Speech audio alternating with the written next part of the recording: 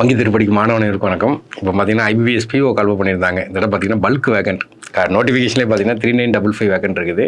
அப்போது ஒரு 5 பேங்க் வந்து இன்னும் வந்து அவங்க வேக்கன்சி சொல்லலை. சொன்னாங்கன்னா கண்டிப்பாக 6000 வேக்கண்ட் இருக்கும். லாஸ்ட் டைம் பார்த்தீங்கன்னா மென்சூர்லேருந்து ஒரு 100 பேருக்கு மேலே செலக்ட் ஆகி போயிருந்தாங்க. கொஞ்சம் அழுத்தி படிங்க, விட்டுறாதீங்க. ஏன்னா எப்போவுமே காம்படிட்டிவ் எக்ஸாம் ப்ரிப்பேர் பண்ணுறவங்க பார்த்தீங்கன்னா ஃபஸ்ட்டு வந்து பேங்க் எக்ஸாம் தான் படிக்கணும். ஏன்னா அதனால தான் நம்ம இன்ஸ்டியூட்டில் பார்த்தீங்கன்னா வர ஃபஸ்ட்டு ஏன்னா 1ஆம் தேதி பார்த்தீங்கன்னா இதுக்கு ஒரு கிளாஸ் ஒன்று ஆரம்பிக்காங்க. ஏன்னா 1ஆம் தேதி பார்த்தீங்கன்னா இதுக்கு ஒரு ஃபஸ்ட்டு கிளாஸ் ஆரம்பிக்காங்க. இப்போ 1 செப்டம்பர். இது இங்கே என்ன பண்ணுவாங்க கேட்டிங்கன்னா, நார்மலாக ஒரு பேங்க் எக்ஸாமுக்கு எப்படி ப்ரிப்பேர் பண்ணணும், என்ன பேட்டர்னு, என்ன சிலபஸ்ஸு, எந்த இடத்துல கான்சன்ட்ரேஷன் பண்ணணும், ப்ரிலிம்ஸ்க்கு எவ்வளோ இம்பார்ட்டன்ட் கொடுக்கணும், மெயின்ஸுக்கு எவ்வளோ இம்பார்ட்டன்ட், மெயின்ஸுக்கு வந்து ஒவ்வொன்றுக்கும் எவ்வளோ இம்பார்ட்டன்ட் கொடுக்கணும் அப்படிங்கிற மாதிரி உங்களுக்கு வந்து ஏற்கனவே சக்ஸஸ் ஆனவங்க இப்போ இங்கே உள்ள மெயின் எக்ஸ்பர்ட் கேண்டிடேட் இருப்பாங்க எல்லா இன்ஸ்டியூட்லேயுமே. ஏன்னா உங்களுக்கு ஒரு கிளாஸ் நடத்துவாங்க. இது வந்து ஒரு ஃப்ரீ கிளாஸ் தான். எல்லாருமே வந்து அட்டன் பண்ணுங்க. சம்திங் ஒரு ஐடியா கிடைக்கும் உங்களுக்கு. ஒரு பவுண்டேஷன் கிளாஸ் மாதிரி போட்டிருக்காங்க. அப்போ வந்து அட்டன் பண்ணால் தான் உங்களுக்கு நல்ல ஐடியா கிடைக்கும். நல்ல டைமும் இருக்குது. இப்போ ப்ரொஃபஷனல் ஆஃபீஸருங்கிறது ஒரு நல்ல வேலை.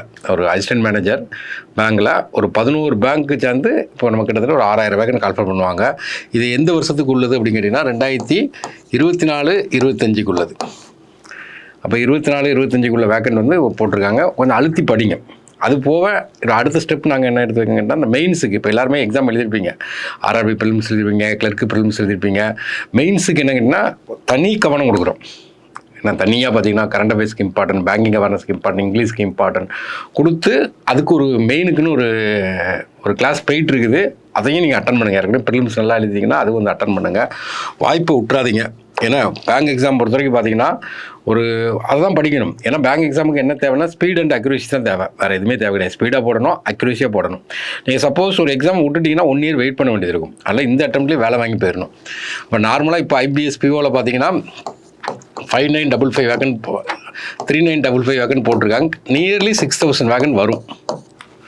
இதுக்கு வந்து ப்ரிலிமினரி எக்ஸாம் என்னென்னா அக்டோபரில் வைக்காங்க. அக்டோபர் மிட்டில் வைப்பாங்க. இப்போ கிட்டத்தட்ட இன்னிலேருந்து பார்த்தீங்கன்னா ஒரு 45 நாள் இருக்குது.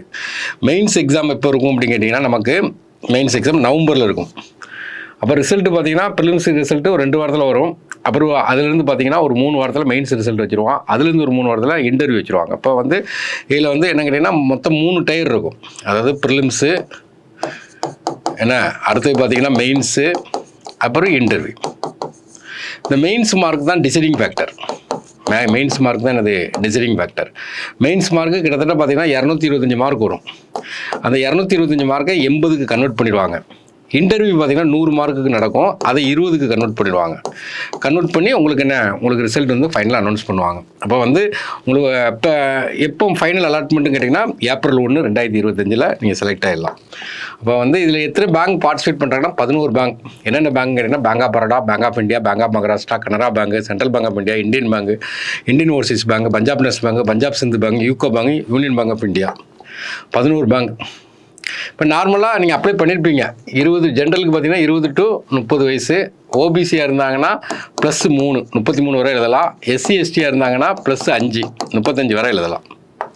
இப்போ இதுக்குன்னு பார்த்தீங்கன்னா நம்ம இதுக்குன்னே உட்காந்து படிச்சிங்கன்னா ஈஸியாக பாஸ் பண்ணிடலாம். என்ன இப்போ வந்து ப்ரிலிம்ஸ் பேட்டர்ன் பார்த்தீங்கன்னா இதான் ப்ரிலிம்ஸ் பேட்டர்ன். இங்கிலீஷ் வந்து 30 கொஸ்டின் 30 மார்க்கு. அப்புறம் aptitude 35 questions 35 mark. Reasoning 35 question 35 mark.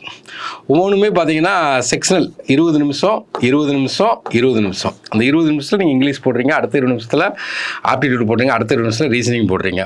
Cut off last time இருந்த கட் ஆஃப் பார்த்தீங்கன்னா 100க்கு பார்த்தீங்கன்னா 54.25. இதான் லாஸ்ட் டைம். அப்போ உங்களுக்கு பர்சன்டேஜாகவே சொல்லிடலாம் 55% தான். நியர்லி 55% அக்யூரேசியாக போட்டால் போதும். இப்போ ஒவ்வொன்றிலையும் பார்த்தீங்கன்னா நமக்கு வந்து ஒரு 20 35 மேக்ஸ் இருக்குன்னா 30 ஒரு 20 மேக்ஸ் போட்டால் போதும். எல்லாத்துலேயுமே ஒரு 20 போட்டால் நம்ம 60 மார்க் வந்துடும். அப்போ 60 மார்க் போடுறீங்க, 60 கொஷின் போடுறீங்கன்னா மீதி 40 கொஷினை போடக்கூடாதுன்னு என்ன வாசிக்காமல் விட்டுறணும். போடுறது அக்யூரேசியாக போடணும். அப்புறம் இண்டிவிஜுவல் கட்டாக பார்த்தீங்கன்னா இங்கிலீஷ்க்கு பார்த்தீங்கன்னா லாஸ்ட் டைம் பார்த்தீங்கன்னா 8.25 வச்சுருக்காங்க. ஏன்னா அடுத்து பார்த்தீங்கன்னா மேக்ஸுக்கு பார்த்தீங்கன்னா 4.25 வச்சுருக்காங்க. ரீசனிங் பார்த்தீங்கன்னா 5.75 வச்சுருக்காங்க. Individual cut off. ப்ரிலிம்ஸ் வந்து ஒன்லி ஸ்க்ரீனிங் டெஸ்ட் தான். அந்த ப்ரிலிம்ஸ் பாஸ் பண்ணிங்கன்னா நெக்ஸ்ட்டு நீங்கள் எதுக்கு என்ன படிக்க போகிறீங்கன்னா மெயின்ஸ் படிக்க போகிறீங்க. மெயின்ஸ் அப்போ தான் மெயின். இப்போ மெயின்ஸ்க்கு என்ன சாப்டர்ல ஒன்றா ரீசனிங் அண்ட் கம்ப்யூட்டர் ஆப்டிடியூடு பார்த்தீங்கன்னா நமக்கு வந்து 45 கொஷின் 60 மார்க்கு. நெக்ஸ்ட்டு பார்த்தீங்கன்னா நமக்கு banking awareness and general economy 40 question 40 mark. English language பார்த்தீங்கன்னா 35 question 40 mark. Data analysis and interpretation 35 question 60 mark. இதுதான் வெயிட்டான மார்க். இப்போ இது எல்லாத்தையும் கூட்டினா நமக்கு 200 மார்க் வருது. இது எல்லாத்தையும் கூட்டினா 200 மார்க். இது போக பார்த்தீங்கன்னா டிஸ்கிரிப்டிவ் இங்கிலீஷில் லெட்டர் ரைட்டிங் எஸ்ஏ ரைட்டிங் எழுதணும் 25. ஆக மொத்தம் இந்த ரெண்டையும் கூட்டிங்கன்னா 225. இதை 80% கன்வெர்ட் பண்ணிடுவாங்க. மீதி வந்து நமக்கு இன்டர்வியூ பார்த்தீங்கன்னா 100 மார்க்கு, அதை 20% கன்வெர்ட் பண்ணிடுவாங்க. அப்போ இப்போ லாஸ்ட் டைம் பார்த்தீங்கன்னா இந்த 200 மார்க்கு 225 மார்க்கு கட் ஆஃப் என்ன வச்சுருந்தாங்கன்னா 73.5 தான் கட் ஆஃப். மெயின்ஸுக்கு வந்து 73.5 தான் கட் ஆஃப். இல்லை செக்ஷன் வைஸ் கட் ஆஃப் பார்க்கும்போது ஆக்சுவலாக இது வந்து நிறைய டைம் இருக்கும். 60 நிமிஷத்துக்கு 45 கொஸ்டின் போடுறீங்க, 35 நிமிஷத்துக்கு 40 கொஸ்டின் போடுறீங்க, 40 நிமிஷத்துக்கு 35 கொஸ்டின் போடுறீங்க, 45 நிமிஷத்துக்கு 35 கொஸ்டின் போடுறீங்க. செக்ஷனல் கட் ஆஃப் பார்க்கும்போது நார்மலாக நமக்கு வந்து ரீசனிங் பார்த்தீங்கன்னா செக்ஷனல் கட் ஆஃப் எவ்வளோ வச்சாங்க அப்படின்னு கேட்டிங்கன்னா 6.75 ரீசனிங் உள்ள cut off. General economy and banking அவேர்னஸ்க்கு 1 மார்க் தான் செக்ஷனல் கட் ஆஃப். இங்கிலீஷ்க்கு பார்த்தீங்கன்னா 3 மார்க், மேக்ஸுக்கு பார்த்தீங்கன்னா 2.75 கட் ஆஃப். செக்ஷனல் கட் ஆஃபில் ரொம்ப கம்மி. ஓவரால் கட் ஆஃபும் நமக்கு எவ்வளோ வருதுன்னு கேட்டிங்கன்னா லாஸ்ட் டைம் பார்த்தீங்கன்னா 73.5%. அதுக்கப்புறம் இன்டர்வியூ. அப்போ நம்ம கொஞ்சம் அழுத்தி ஒரு சிஸ்டமேட்டிக்காக நமக்கு வரக்கூடியதை மட்டும் தெளிவாக படித்தா போதும். ரீசனிங்கை பொறுத்த வரைக்கும் கிரிட்டிக்கல் ரீசனிங் கொஞ்சம் இம்பார்ட்டன்ட் கொடுத்துக்கிடணும். ஏன்னா ஆப்டிடியூடில் டேட்டா இன்டர்பிரேஷன் முக்கியத்துவம் கொடுத்துருந்தோம். பேங்கிங் அவேர்னஸில் ஜென்ரலாக பேங்கிங் அவேர்னஸ் நல்லா படித்து வச்சுக்கிறோம். அது போக நமக்கு என்னென்னா இங்கிலீஷ்க்கு வந்து வேட் பவர் நல்லா படித்து வச்சுக்கணும். கொஞ்சம் எந்தெந்த இடத்துல முக்கியத்துவம் கொடுத்தாங்கன்னா நம்ம ஈஸியாக செஞ்சிடலாம், பாஸ் பண்ணிடலாம். இப்போ தான் லாஸ்ட் டைமில் இப்போ கால்ஃபர் பண்ணிக்கிறோட இது. அப்போ மொத்தம் பார்த்திங்கன்னா 3955. இல்லை பேங்க் ஆஃப் பரோடா இன்னும் வந்து அவங்க ரிப்போர்ட் பண்ணலை. அடுத்து பேங்க் ஆஃப் மகாராஷ்டிரா இன்னும் ரிப்போர்ட் பண்ணலை. அடுத்து இப்போ இந்தியன் பேங்க் இன்னும் ரிப்போர்ட் பண்ணலை. அடுத்து பார்த்திங்கன்னா யூகோ பேங்க் இன்னும் ரிப்போர்ட் பண்ணல, யூனியன் பேங்க் ரிப்போர்ட் பண்ணல. 5 பேங்க் ரிப்போர்ட் பண்ணல. 5 பேங்க் ரிப்போர்ட் பண்ணும்போது கண்டிப்பாக 6000 வேக்கண்ட்டுக்கு மேலே போகும்.